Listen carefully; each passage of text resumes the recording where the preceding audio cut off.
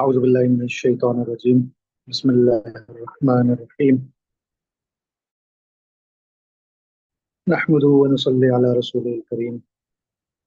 हम इजारा स्टैंडर्ड को डिस्कस कर रहे थे, तो यहाँ तक पहुंचे थे 5/2 पे। इससे पहले सब्जेक्ट मैटर के हवाले से रूलिंग्स आपने देखी थी। ये जो क्लॉज है, ये लीज रेंटल के मुताल्लिक है।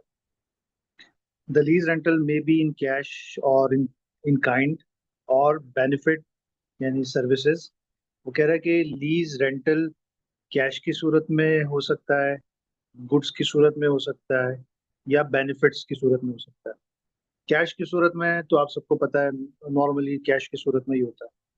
काइंड्स की सूरत में यानी गुड्स गुड्स की सूरत में इस तरह से हो सकता है कि जो मुस्ताजिर है, जो लेसी है, वो लेसोर को फर्ज करें कि तय ये हुआ कि 2 बोरी आटे की हर महीने वो देगा। तो ये भी हो सकता है कि आप आटे की बोरियों की शक्ल में दे दें, चावल की शक्ल में दे दें। तो ये आजकल के दौर में शायद इतना रेलेवेंट नजर ना आए, लेकिन पुराने जमानों में ये ज्यादा रेलेवेंट चीजें हुआ करती थी, क्योंकि का लेन देन बहुत कम हुआ करता था। इवन आप अभी भी कभी अपने बुजुर्गों से पूछे जो कि थोड़ा सा रिमोट एरियाज में रहते हो, तो वो बताएंगे कि कैश का नॉर्मली कम ही होता था। अगर आप दुकानदार से भी कोई चीज़ खरीदने जाते तो आप एक थैली आटे की या गंदुम की लेके जाते थे और उसके अगेंस्ट में दुकानदार से कोई चीज़ ले लेते। तो ये काइंड की सूरत में, गुड्स की सूरत में भी हो सकता है, बेनिफिट्स की भी सूरत में हो सकता है कि जो मुस्ताजिर है वो उसका किराया ये हो कि वो फॉर एग्जांपल लेसोर को मतलब उसकी घर पे ड्राइविंग भी करेगा, उसको रोजाना घर ऑफिस ड्रॉप करेगा फॉर एग्जांपल, या कोई और सर्विसेज, या उसको कोई सॉफ्टवेयर डेवलप करके दे देगा। तो ये सारी चीजें रेंटल में हो सकती हैं। The rental must be specified either as a lump sum.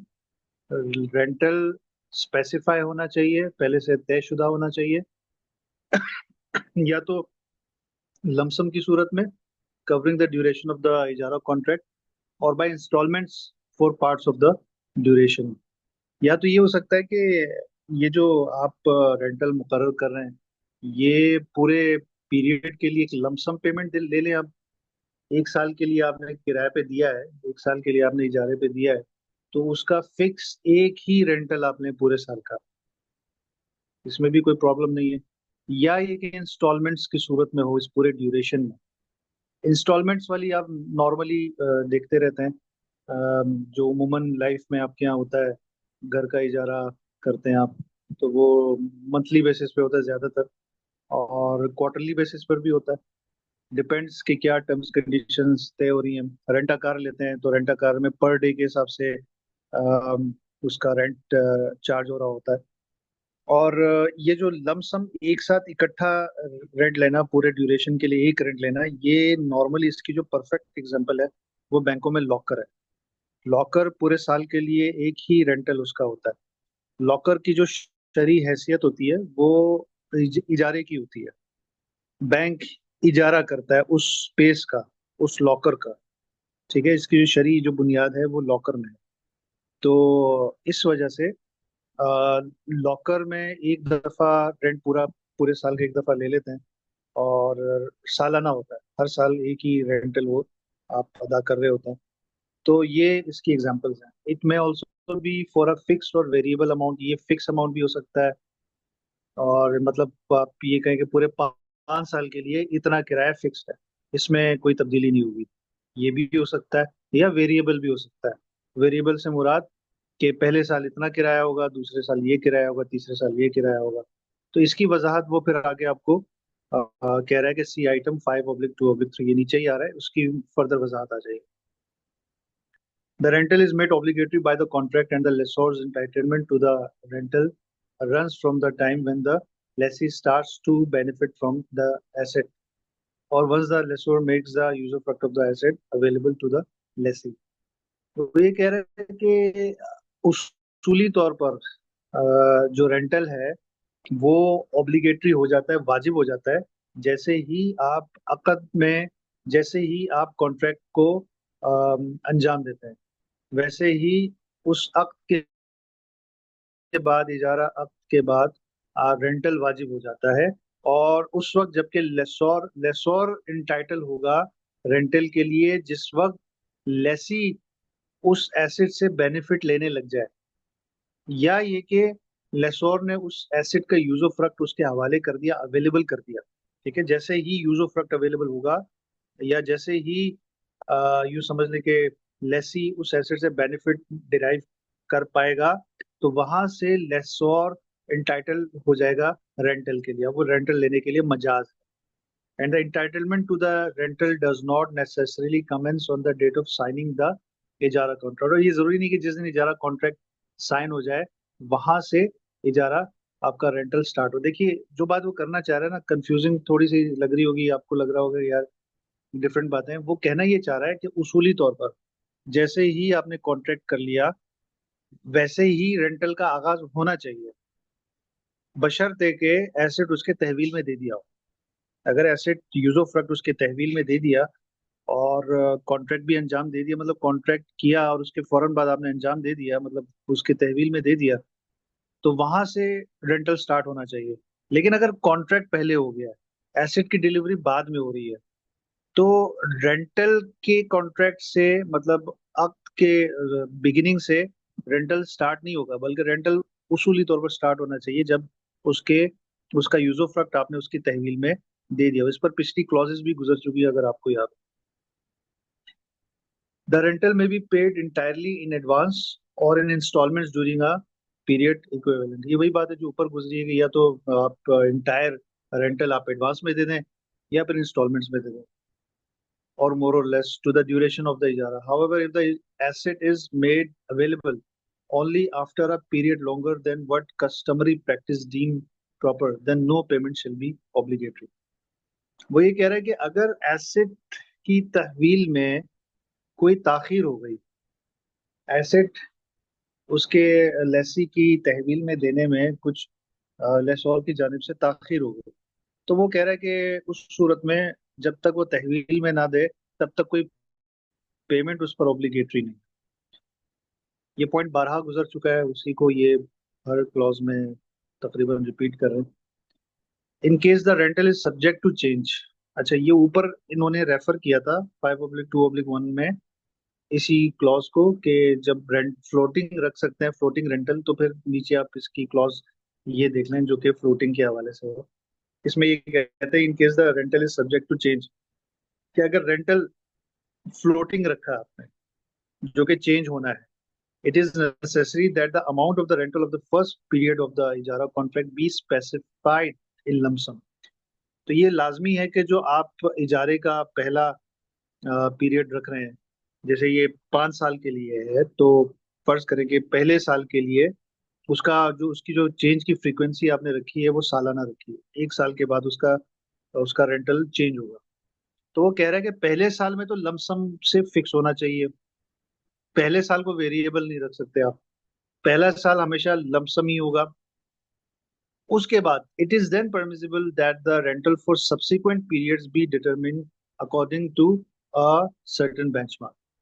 आप बाद वाले पीरियड्स के लिए कर सकते हैं कि उसको किसी बेंचमार्क से लिंक करना है। आप ये कर सकते हैं कि जैसे आपने एक बेंचमार्क रखा काइबोर या लाइबोर, वो एक बेंचमार्क रखा और कहा कि उसके ऊपर जो भी काइबोर होगा उस रेंटल रिवीजन की डेट में उस पर 4% स्प्रेड रखा जाएगा। ठीक है, जो भी काइबोर होगा उस पर 4% इजाफी एक फॉर्मूला तय कर लिया आपने।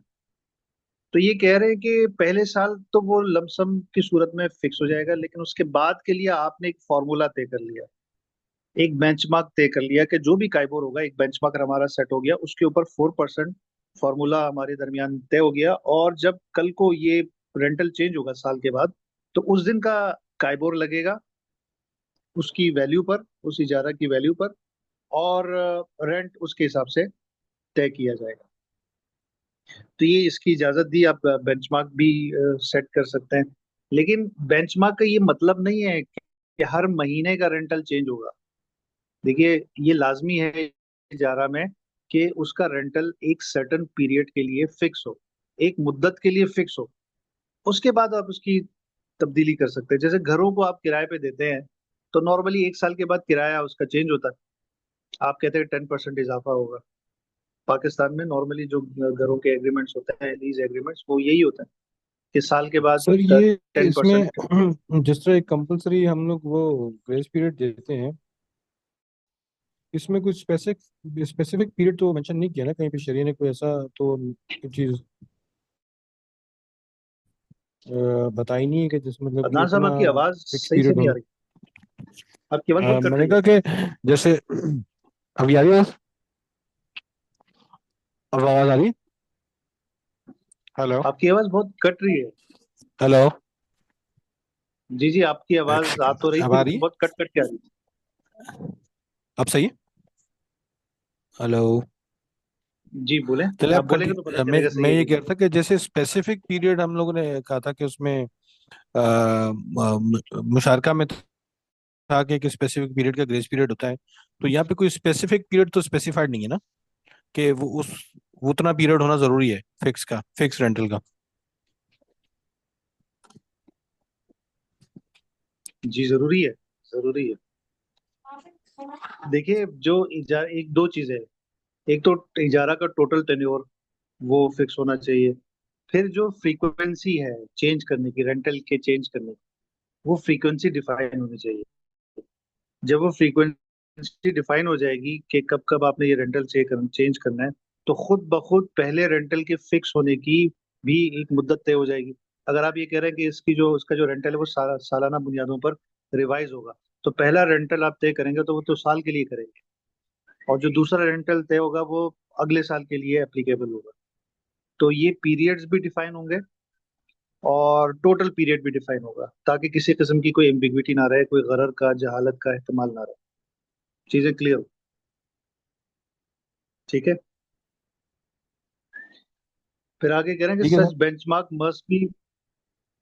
जी। मैं ठीक है सर, कंटिन्यू करें, ठीक है।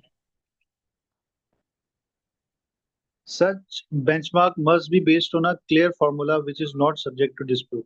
वो जो बेंचमार्क आप बना रहे हैं रिवीजन का, उसका कोई क्लियर फार्मूला डिफाइंड हो, जैसे कि मैंने आपको मिसाल में कहा कि काइबोर प्लस 4%। तो ये एक ऐसा बेंचमार्क है जिस पर कोई इख्तलाफ नहीं पेश आएगा।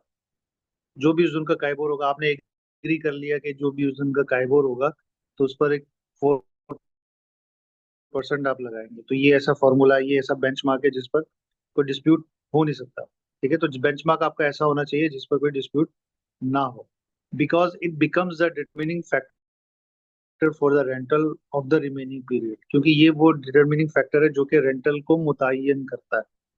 This benchmark should be subject to a ceiling on both maximum and minimum level. देखें, आप काइबोर प्लस 4% तो कह सकते हैं, लेकिन इसका कोई फ्लोर और कैप भी लगेगा, कोई इसकी सीलिंग भी लगेगी, ताकि इससे ज्यादा ना हो एक सर्टन परसेंटेज से, और एक सर्टन परसेंटेज से कम ना हो, जिसको फ्लोर और कैप कहते हैं हमारी बैंकिंग के टर्म में। कि हमने रेट डिफाइन कर लिया, उसको हमने ये कहा कि फ्यूचर के जो रेंटल का तयन किया जाएगा, वो काइबोर प्लस 4% से किया जाएगा। लेकिन साथ ही हमने फ्लोर डिफाइन कर लिया, कैप डिफाइन कर लिया। कैप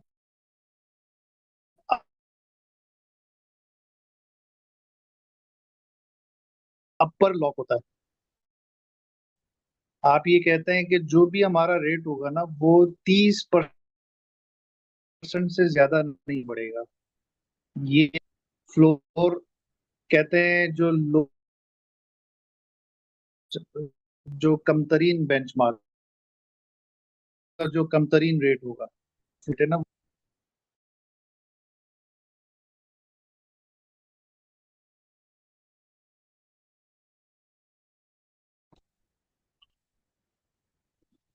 आई एम सॉरी, मेरा नेट शायद डिस्कनेक्ट हो गया था। तो कहाँ तक बात पहुंची थी आप तक? जी।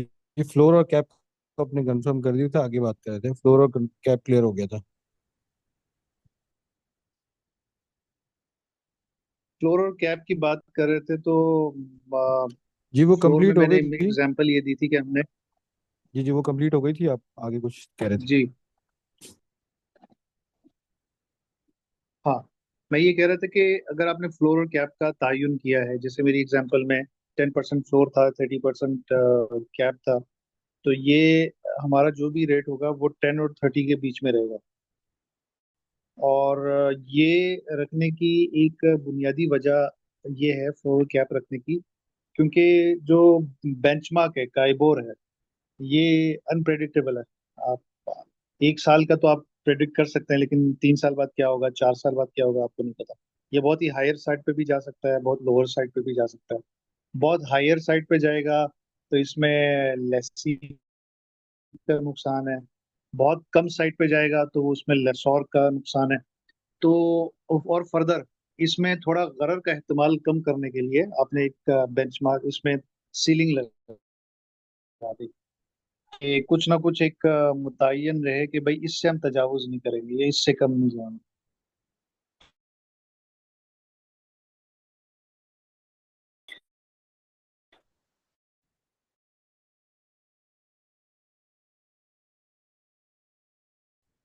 तो ये सीलिंग लगाई जाती है वैसे भी, जो हमारी लॉन्ग टर्म फाइनेंसिंग होती है कन्वेंशनल में, ये इजारा की बुनियादी समझने के फीचर है कि सर आपकी आवाज नहीं आ।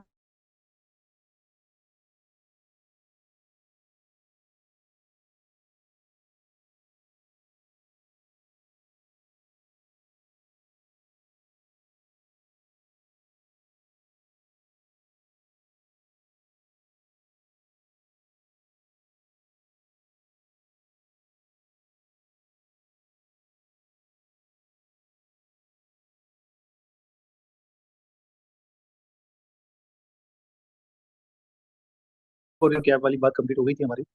कोई इससे रिलेटेड सवाल है तो बताइए।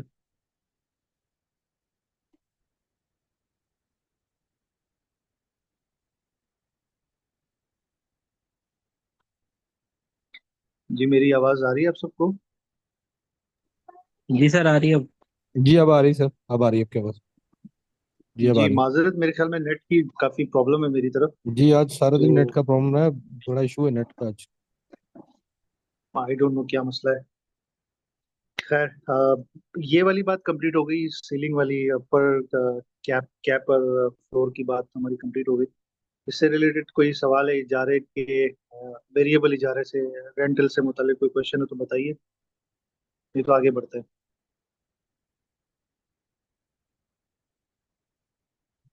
कोई सवाल नहीं है?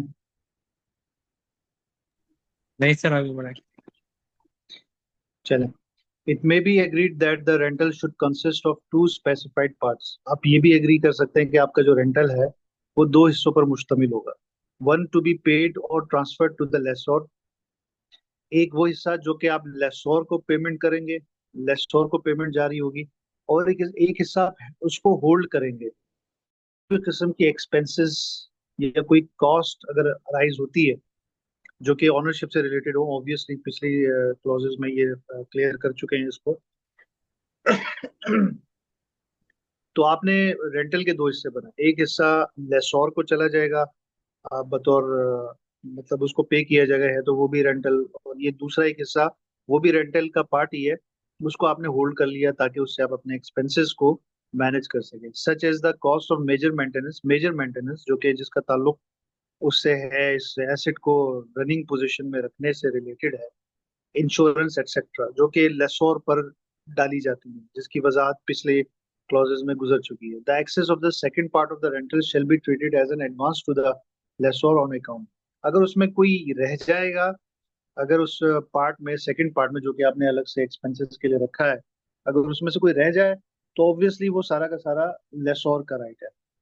ठीक है, जो लेसोर को पे किया जाएगा। While the lessor shall bear any shortage. अगर फर्ज करें कि वो जो आपने पार्ट अलग से रखा था वो काफी नहीं है उसको कवर करने के लिए एक्सपेंसेस को, तो जो भी शॉर्टेज होगा वो लेसोर उसको बेयर करेगा। The amendment of future rental is permissible by the agreement of both parties. जो रेंटल्स फ्यूचर में आ रहे हैं उसको उसको आप अमेंड कर सकते हैं दोनों पार्टीज की रजामंदी से। जैसे मिसाल के तौर पे ये जो एग्जांपल मैंने दी उसमें पहले साल के लिए फिक्स हो गया था आपका एक रेंटल, लेकिन अगले साल के जो रेंटल्स आ रहे हैं ना, उसमें हमने ये कहा था कि पहले साल रहेगा, फर्स्ट करेंगे, रेंटल रहेगा 50,000। दूसरे साल में हमने कहा था कि 55,000 रहेगा, तीसरे साल 60,000 रहेगा। अब ये हुआ कि पहले साल 50 तो फिक्स है, लेकिन हमने कॉन्ट्रैक्ट करने के बाद ड्यू टू एनी रीजन हमने कहा कि यार 55,000 दूसरे उसमें नहीं होना चाहिए, दूसरे पीरियड में इसको थोड़ा कम रखते हैं। लेसी ने रिक्वेस्ट कर दी इसको थोड़ा कम कर दो, आपने 55 के बजाय 53 कर लिया। और जो अगले साल का रेंटल है वो 60 के बजाय 55 रख लिया। तो फ्यूचर का रेंटल आप चेंज कर सकते हैं, इसमें कोई प्रॉब्लम नहीं है। जो फ्यूचर में जो रेंटल्स आने हैं उसमें तब्दीली आ सकती है। और उन्होंने उसकी वजाहत ये की, the periods for which the Lesi has not yet received any benefit. वो पीरियड जिसमें लेसी ने कोई बेनिफिट, वो पीरियड जिसमें लेसी ने कोई बेनिफिट नहीं लिया, उसमें तब्दीली की जा सकती है। यानी कि जाहिर है, देखें, पहले साल में तो वो उससे बेनिफिट ले रहे हैं, दूसरे साल का बेनिफिट तो उसने अभी लिया नहीं है ना, उसमें तब्दीली हो सकती है। ठीक है, ये कहना चाह रहे, the rental of any previous period which have not yet been paid become a debt owed to the lessor by the lessee and therefore cannot be increased। अगर पास्ट का कोई रेंटल है जो कि पे नहीं किया गया, पास्ट का प्रीवियस पीरियड्स के कोई रेंटल्स हैं जो कि पे नहीं किए गए, तो वो समझ ले गोया लेसी के ऊपर डेट, जो कि लेसोर को उसको पे करने हैं हर हाल में। ठीक है, उसमें तब्दीली नहीं आ सकती। देखिए, जो पास के रेंट है जो उस पर ड्यू हो गए, अब उसने अदा करनी है, उसमें तब्दीली का मतलब ये है कि आप डेट को इंक्रीज कर रहे हैं, तो डेट को इंक्रीज नहीं किया जा सकता। ठीक है, इजाजत नहीं है, हराम है। तो अब तक ये आपको एटलीस्ट इतनी बात समझ में आ गई कि जो डेट है वो उसमें किसी किस्म की तब्दीली नहीं की जा सकती, और अब अपवर्ड तब्दीली तो बिल्कुल ही हराम हो जाती है। तो उसमें कोई तब्दीली नहीं आ सकती। लेकिन जो फ्यूचर के रेंटल आपके पास आने वाले हैं उसमें आप तब्दीली कर सकते हैं, क्योंकि वो अभी तक डेट भी नहीं बने, अभी उसने उस पीरियड के लिए उस एसेट से इस्तेफादा भी नहीं किया। लिहाजा फ्यूचर का चेंज हो सकता है, पास्ट का चेंज नहीं हो सकता। ठीक है, आई होप ये बात क्लियर होगी।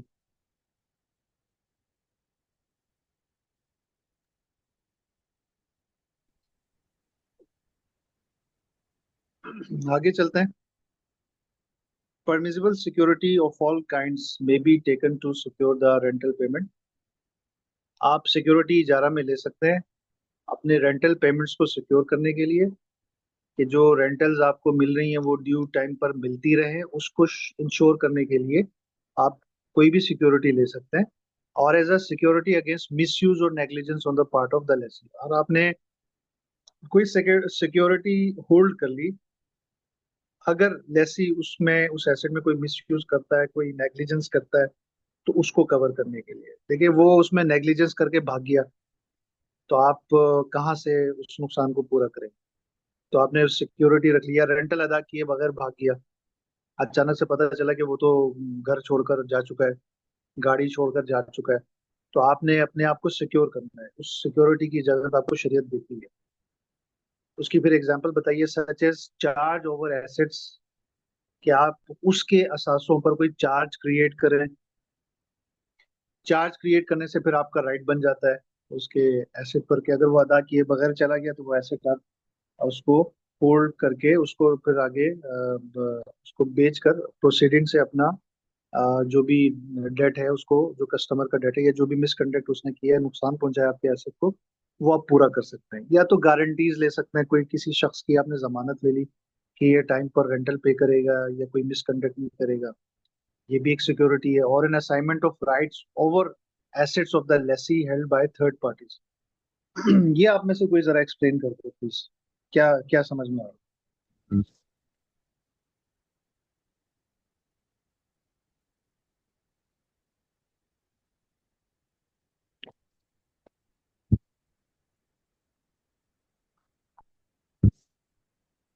जी, एनी ट्राई। सर ये भी हो सकता है ना कि इसने कहीं फाइनेंसिंग किसी उसके एसेट्स, उसने अपने एसेट्स भी कहीं इजारा पे दिए हुए हो, तो उन पे राइट्स हैं कि उसको राइट्स को यूज करके उसको सेल ऑफ कर सकता है या उसका यूजर हम्म सही है। लेकिन आप थोड़ा और सोचें, उमूमन बैंक्स में क्या होता है कि आप ये थर्ड पार्टी असाइनमेंट्स की बात तो नहीं हो रही? सुकूक वगैरह में अगर उसने कुछ नहीं, इन्वेस्ट थर्ड पार्टी असाइनमेंट्स की बात तो नहीं हो रही? नहीं, थर्ड या पार्टी या असाइनमेंट की बात नहीं है। को जी बोले शबी बोले। सर फाइनेंसिंग दी हुई हो किसी को या इन्वेस्टमेंट कहीं सुकूक वगैरह ली हुई हो तो वो भी रखवा सकते हैं। Assignment assignment of rights over assets of the Lesi held by third parties, हाँ सर, ये ये समझने सुकूक की हो जरूरत सकता है। है। सुकूक हो सकता है। जी। सुकूक असाइनमेंट ऑफ राइट्स कैसे हुए?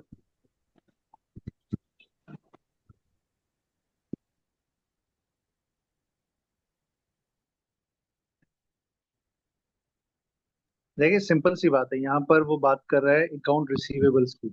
मिसाल के तौर पे मिसाल दे रहा हूँ मैं आपको ताकि आपको समझ में सर आए, इसको अकाउंट रिसीवेबल्स। मैं भी इसको दूसरी तरीके से यही कह रहा था कि थर्ड पार्टी असाइनमेंट्स होती हैं। ये उसी की बात कर रहा है। देखिए कि वो, देखिए कह रहा है असाइनमेंट्स ऑफ राइट, ऐसी कोई भी लीज एसेट, ठीक है, वो गारंटी में दे दे जो किसी थर्ड पार्टी के पास लीज हेल्ड बाय लीज है वो उसी का, लेकिन उसने सिक्योरिटी में रखवा दिया उसके पास। सिंपल सी बात कर रहे जो हैं। इवन थर्ड सच पार्टी राइट को आर सिक्योरिटी में रखवाया है, तो जी। वो आपको कैसे राइट दे सकता है? वो तो थर्ड पार्टी के पास सिक्योर है, बतौर सिक्योरिटी है। वो आप उसने अपने डेट के लिए सिक्योरिटी को होल्ड नहीं सर, किया हुआ है। लीज पे दिया हुआ है, तो लीज की बात कर रहे हैं सर। लीज पे दिया हुआ है उसको, देखिए गारंटी और an assignment of right over the asset of the Lesi held by third party. अब कोई भी ऐसा लीज वो है जो ऐसे, आपके और कस्टमर के दरमियान हुआ है। लीज वो है। आप ये कह रहे हैं कि ये थर्ड पार्टी के साथ भी उसने लीज किया हुआ है। जी, थर्ड पार्टी के साथ लीज किया हुआ है यानी उसने अपना एसेट कोई एसेट, थर्ड पार्टी को दिया हुआ अपना एसेट किसी और को लीज किया हुआ है और उसको उसने गारंटी में दिया हुआ है, और खुद उसने किसी और से लीज पे लिया हुआ है। अपनी जो लीज एसेट्स की गारंटी के लिए, मतलब उसने जो रेंटल पे करने हैं, उसने उस एसेट को हेल्ड करवा दिया जो ऑलरेडी किसी थर्ड पार्टी को लीज पे दिया हुआ उसने, लेकिन उसका मालिक वही है। अगर मैं गलत नहीं समझ रहा हूँ है। मैं आपके उस एग्जाम्पल को रिलेट करने की कोशिश कर रहा हूँ कि यहाँ किसी किसी तरह से वो रिलेट होता है कि नहीं होता। देखिए आप की एग्जाम्पल से मैं जो समझाऊँ ना, उसको बेहतर वर्ड में अगर इसको एक्सप्लेन कर सकते हैं तो ये कर सकते हैं कि जी। आप जिसको आपने लीज पर दिया हुआ है, जो आपका लेसी है, उसने फर्दर जी। किसी और को लीज पर अपना एसेट कोई दिया हुआ है, ठीक है? जी। तो वहां जी। से जो उसको रेंटल्स मिलने हैं, ये जी। उसका राइट है। ठीक है, वो उसका राइट है। जो रेंटल्स मिलने हैं उसको, जो थर्ड पार्टी से उसको जो रेंटल्स मिलने हैं, उसकी जो असाइनमेंट है वो आपको कर दी कि अगर वो जी बिल्कुल। डिफॉल्ट करे या किसी वक्त रेंटल पे ना करे आपके एसेट पर, तो वो थर्ड पार्टी से जो रेंटल्स मिलने हैं उससे बैंक रिकवर करना है। ये तो मैं आपकी ये एग्जांपल से समझा और बेहतर वर्ड्स में जो मैं जी पुट बिल्कुल, कर ये सकता था क्योंकि वो ये, यही है। एम आई राइट? यही क्योंकि है ना? बिल्कुल यही है, और ये मैंने प्रैक्टिकली भी किया हुआ है, इसलिए कह रहा हूँ। और इनफैक्ट इजारा में ही किया हुआ तभी तभी इस पे जुमले पर पूरा बैठेगा। है। मुझे तो ये समझ में आ रहा है, अब अगर आपको लग रहा है कि इसमें कुछ और है जी, तो। अगर आप उस रेंटल को जो आपने रिसीव करना है, जी। जो आपने रेंटल रिसीव करना है, उसी को आप अगर लेसी। और बेसिकली एक ट्राई पार्टी एग्रीमेंट होता है वैसे ही, इसको हम ट्राई पार्टी एग्रीमेंट जी, कहते हैं। ट्राई बहुत पार्टी ज्यादा एग्रीमेंट होता डिस्टोर्शन है, मैं आपकी बात समझ नहीं पा रहा कि आप क्या है। कह मैंने रहे हैं, लेकिन जो आपने एग्जाम्पल जो मैंने सुनी है आपकी एग्जाम्पल, और जो मैं समझाऊं उसको इससे रिलेट कर दूं मैं। अब आ रही है आवाज मेरी? हेलो। सर का नेट का कुछ इशू अदनान में हमें तो सही आ रही है। हाँ अदनान सर की तो जी, बेसिकली मेरी आवाज ये, नहीं आ रही है? हाँ, आपकी भी सही आपको आ रही है। हमारी, अच्छा मेरी आवाज मुझे पता नहीं मुझे क्या मुझे कर अदनान सही आ की रही आवाज बहुत डिस्टॉर्टेड आ रही है मुझे। लेकिन अब अगर मेरी आवाज आ रही है तो फिर इसको थोड़ा सा समेट कर ना आगे चलते हैं। मेरी आवाज आ रही है ना आप सबको? जी जी आ रही है। जी आ रही है आपके बात आ रही तो मैं इस गुफ्तगू को थोड़ा समेटते हुए ना, मैं ये जो अदनान ने एग्जांपल दी है उसको मैं थोड़ा सा इस तरह से एक्सप्लेन कर दूं कि अगर आपने किसी बैंक ने किसी कस्टमर को एसेट लीज पर दिया है, कस्टमर ने कोई और एसेट किसी और को दिया होगा लीज पर, तो वहां से उसको जो रेंटल्स मिलने हैं उसको असाइन कर दे बैंक को, क्योंकि ये असाइनमेंट ऑफ राइट होता है। जो राइट लेसी को खुद है, उस कस्टमर को खुद है कि वो उस रेंटल को रिसीव कर सकता है, वो राइट्स उसने बैंक को दे दिए। उससे क्या हुआ कि जो रिसीवेबल्स मिलने थे, जो वहां से रेंटल्स मिलने थे, वो बैंक के नाम पर असाइन हो गए।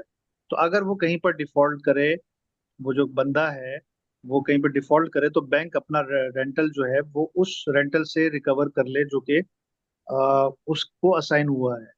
ये अच्छा इस इसमें एग्जांपल में इसमें यहाँ पे इस, फिट आती है। ये आपका ये कि आपकी एग्जांपल ठीक है।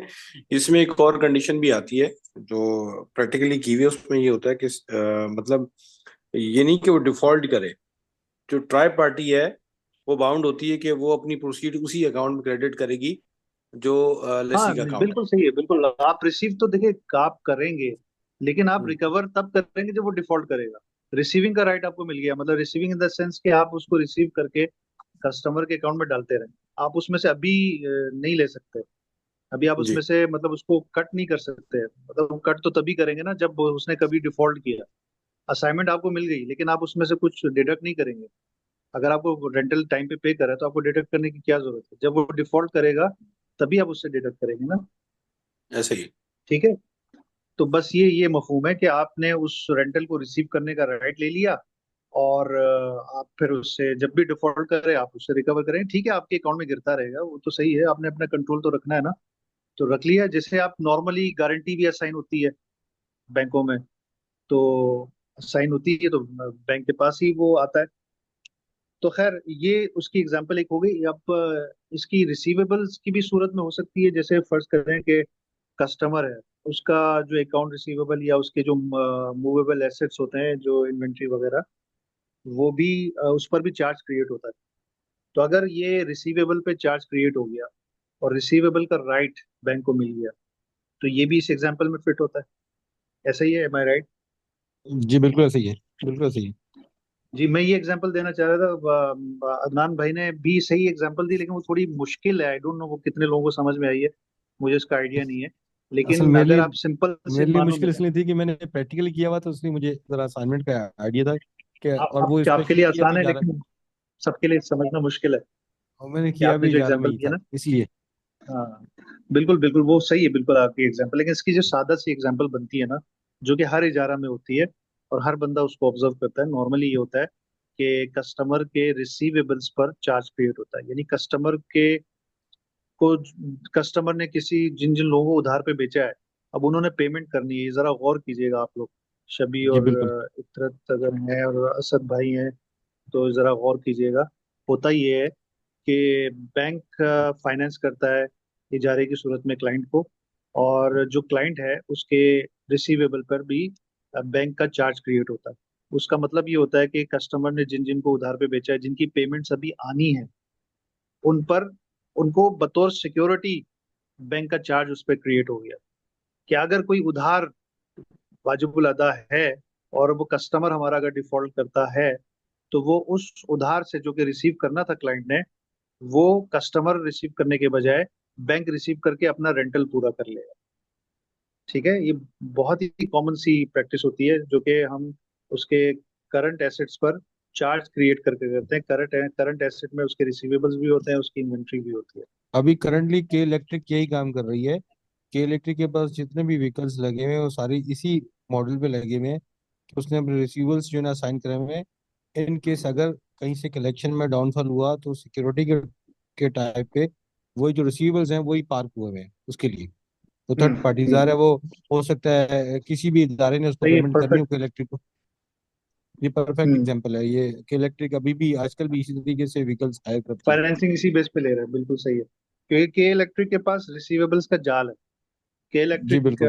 बेसिकली कोई भी इस तरह की कंपनी हो जो कि यूटिलिटीज प्रोवाइड करती हो, तो नॉर्मली क्या होता है कि आप घरों को तो वो बिजली दे रहे हैं, और जो कंज्यूमर्स हैं वो उनको महीने के बाद पेमेंट करता है।